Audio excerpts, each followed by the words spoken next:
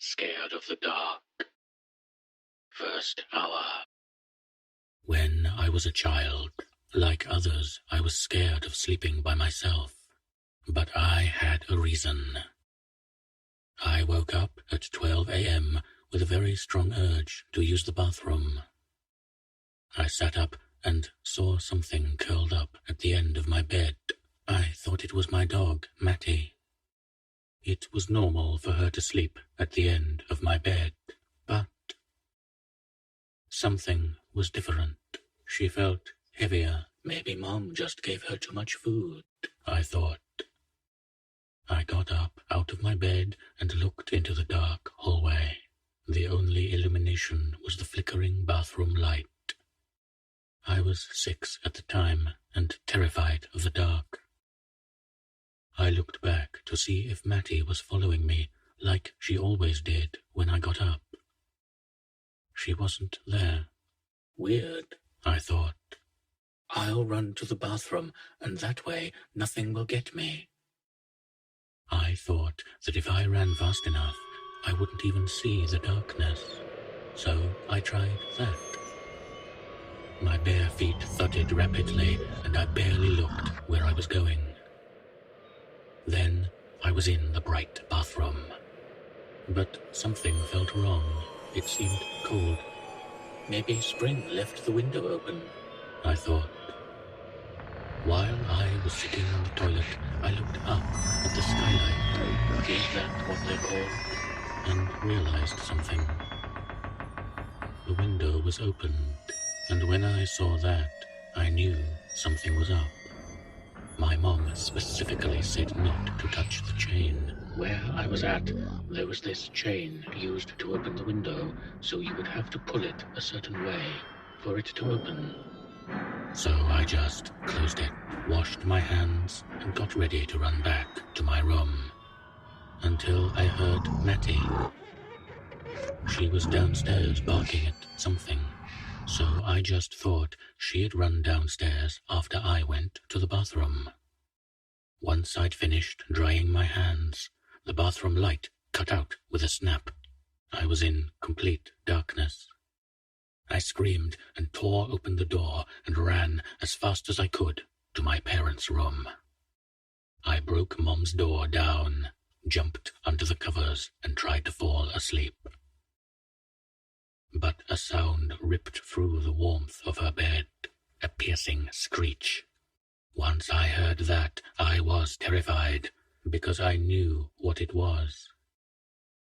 My grandmother had told me about the tick-tick.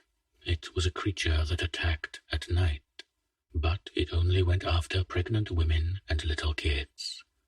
I immediately woke my mother up and told her about what I heard.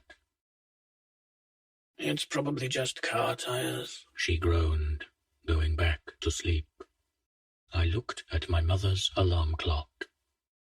It was 1 a.m. I could make it. I just had to wait until dawn.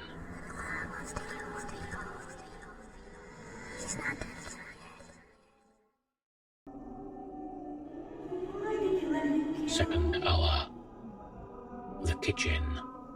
The kitchen was the only way I could save myself. Save us all. My grandma had told me that garlic can keep the tick-tick away. I knew that the tick-tick was fond of the dark and would be scared off by full light. And the hallway light switch was at the bottom of the stairs. I'm going to have to get there first, I said to myself. Pretty smart for a 6-year-old. If I planned this right, I could run down the stairs and get to the light switch. First, I had to turn on my mother's bedroom light. It was okay. She was a pretty deep sleeper, like everyone else in our family.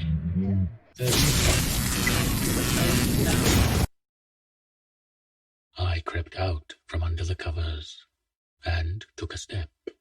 But then another ear-piercing screech. It sounded closer this time. Panicking, I rolled under my mother's bed. The door flew open, and it walked to the side of the bed, the side where my mother was. Then I heard something tearing and chewing.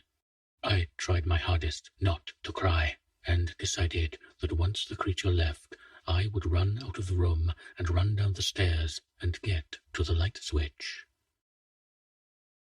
After a few minutes, the noises stopped, but it wasn't gone. It sat there as if it was waiting. Then I heard another screech, and I realized there was more than one. It wasn't alone.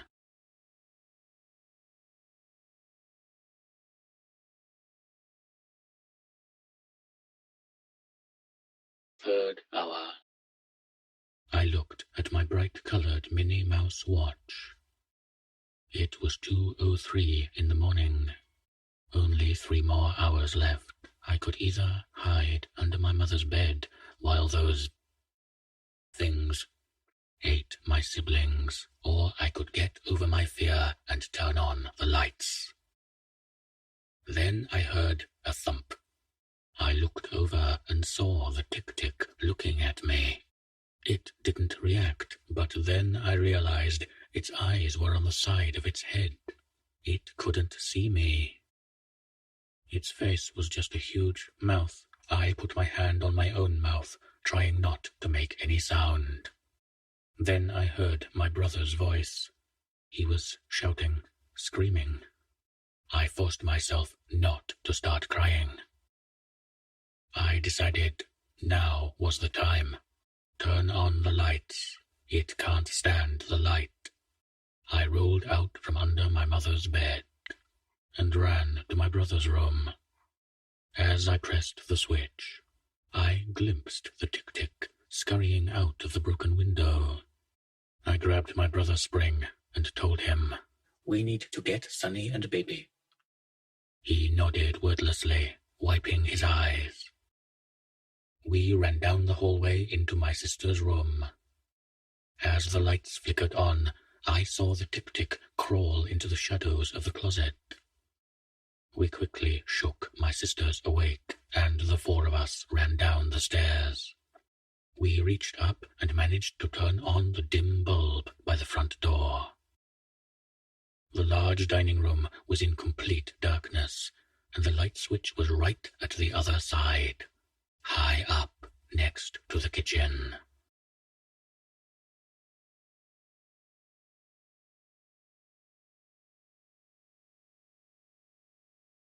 Tick-tick is its short name. I don't know the full name, but it means something like good in the morning, bad at night. Older brother, older sister, younger sister. Spring, Sunny, Baby. We all have Arabic names. I just thought it would be easier to use the English versions. Grandma's name was always just Grandma, and Mom could only be Mom.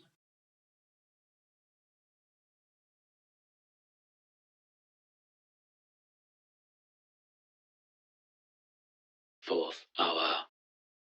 We ran together into the darkness, through the darkness, stumbling as fast as we could. I fell and felt something biting into my leg. I remember screaming, but in pain or fear, I don't know.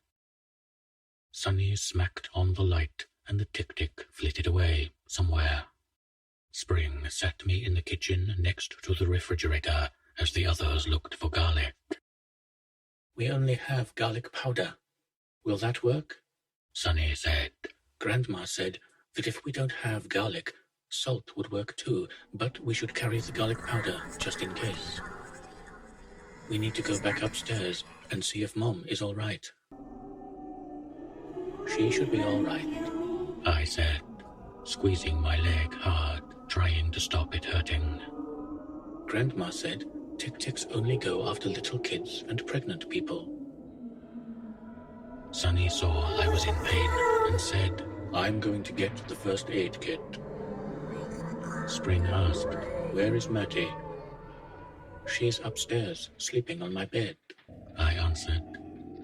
Then I turned my head to look at the basement door. It was open and pitch black inside. Shouldn't we get that light too? I asked. No, Baby said. It's already 5:59. We should head back upstairs.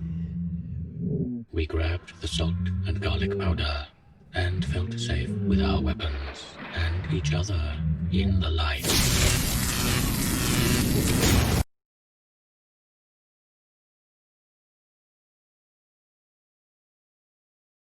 Fifth hour. As me and my siblings crept upstairs and opened my mother's door, the sun was starting to rise. In the dimness, we poured salt and garlic everywhere, unspeaking. We jumped as my mother's alarm went off, then smiled at each other in relief. With our mother awake and the sun up, we'd be safe. I walked over to the doorway, reached up to turn on the light, and turned to say good morning to my mother. The stomach, the red, it was open